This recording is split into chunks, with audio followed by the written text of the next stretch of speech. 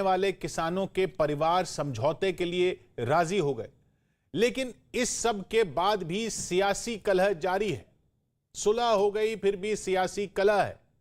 अलग अलग राजनीतिक पार्टियों के नेता लखीमपुर पहुंच रहे हैं, लेकिन जब लखीमपुर शांत है और समझौता हो चुका है, तो ये सियासी दौरे क्यों हो रहे हैं, ये सवाल उठाए जा रहे हैं। इन दौरों पर सवाल उठाए जा रहे हैं, आरोप लगाए जा रहे हैं। जाहिर सी बात है, सरकार की तरफ से भी आरोप लगाए जा रहे हैं या सत्ताधारी पार्टी की तरफ से भी आरोप लगाए जा रहे हैं कि ये सिर्फ पर्यटन है। तो ये किसान हित है या पॉलिटिकल पर्यटन, ये सवाल है। हमारे साथ जुड़ रहे हैं यूपी सरकार में अल्पसंख्यक मामलों के मंत्री मोहसिन रजा, कांग्रेस नेता गौरव वल्लभ, समाजवादी पार्टी के नेता सुनील यादव और राजनीतिक विश्लेषक, और वो खुद कहते हैं कि वो राइट विंगर राजनीतिक विश्लेषक हैं, रजत सेठी। आप सभी का स्वागत है। लेकिन सबसे पहले जो आरोप लग रहा है वो सवाल आपसे गौरव, क्यों जब लखीमपुर हिंसा की जांच के लिए एसआईटी बना दी गई, न्यायिक कमेटी भी बना दी गई, किसानों के परिवारों से समझौता हो गया, परिवार कह रहे हैं कि हां प्रशासन ने मदद की, बहराइच के किसान का दूसरी बार पोस्टमार्टम हो गया जैसी मांग हुई थी, तमाम वो बातें जो मांगे हो रही थी वो मान ली गई, फिर ये दौरे अब क्यों जरूरी हैं? इसलिए जरूरी है क्योंकि ये हत्या हुई है वहां। ये तो क्या करेंगे वहां जाके आप? मैं बता रहा हूं ना, और सोची समझी हत्या है। मैं आपको एक दो तीन वाक्य बताता हूं। 2 महीने पहले बीजेपी यूपी के हैंडल से एक पोस्टर ट्वीट किया जाता है, जिसमें योगी जी के पोस्टर का व्यक्ति राकेश टिकैत के बाल पकड़ के खींच रहा है और उसमें लिखा हुआ है, सुना लखनऊ जा रहे तुम, योगी बैठा बक्कल ताड़ दिया करे और पोस्टर भी लगवा दिया करे। फिर देश के गृह मंत्री कहते हैं सुधर जाओ वरना सुधार दूंगा, तुम मेरा पुराना इतिहास नहीं जानते। पुराना क्या नोबेल प्राइज, पीस प्राइज मिला हुआ है क्या? नहीं गौरव, लेकिन वहां जाके हासिल, देखिए सवाल सीधा था कि वहां जाके हासिल क्या होगा। मैं आ रहा हूं।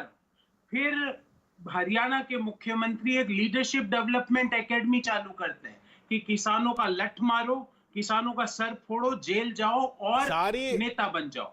अब आपका सवाल पे जवाब देता हूं। ये बातें देखिए गौरव, ये बातें तो आप कर ही रहे हैं ना। मेरा सीधा सवाल कि आप वहां जाकर क्या हासिल करना चाहते हैं? सीधा सवाल हम ये हासिल करना चाहते हैं, सबसे पहले तो शोकाकुल परिवार को ढांढस बढ़ाना चाहते हैं, उनके साथ खड़ा होना चाहते हैं, नंबर 1।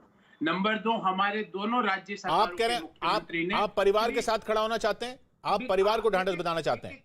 एक बात। हाँ, तो आपकी मैं भी आपकी दूसरी बात पे भी आऊंगा। आपकी पहली बात, आप परिवार को साथ खड़ा होना चाहते हैं, परिवार का ढांढस बनाना चाहते हैं। सुन लेते हैं परिवार क्या कह रहा है, सुन लेते हैं।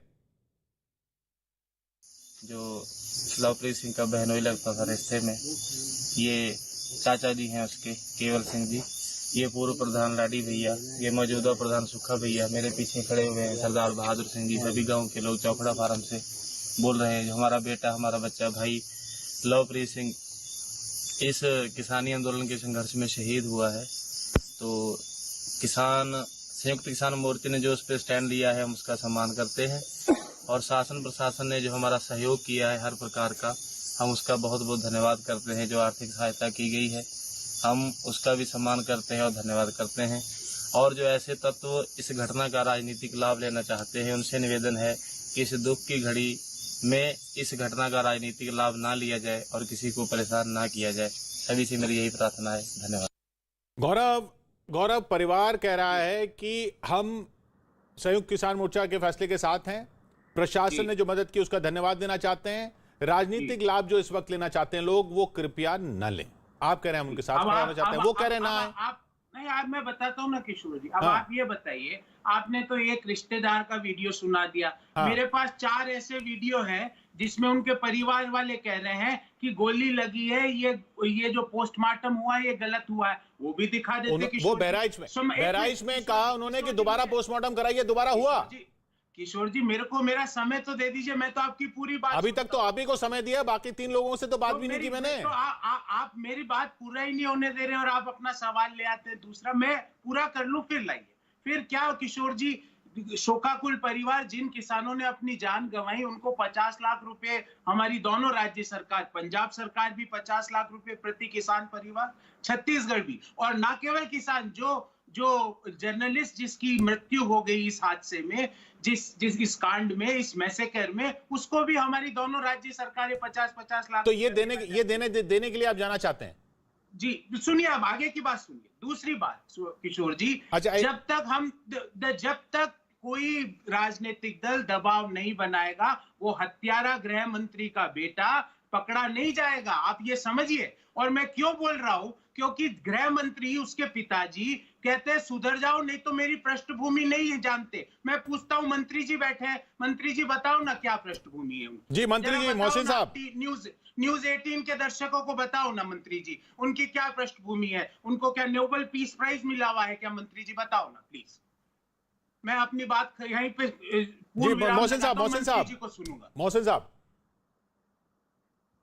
देखिए किशोर, विपक्ष इस समय ऐसे घटना के समय जो बहुत दुखद है, जहां सरकार की संवेदना उन परिवारों के साथ में और उनके साथ खड़ी है, और आपने देखा कि परिवार का पक्ष भी आ गया, पूरे देश ने और प्रदेश ने देखा हम कितने संवेदनशील हैं। हम वहां पर पूरी तरीके से सुरक्षा व्यवस्था बहाल कर रहे हैं। जो घटना में लोग शामिल हैं, जो हत्यारे हैं, जिन्होंने भी ये घटना को अंजाम दिया है, हम उसकी जांच करके उन तक पहुंचेंगे, उनको जेल भेजने का काम करेंगे, कड़ी से कड़ी कार्रवाई करेंगे।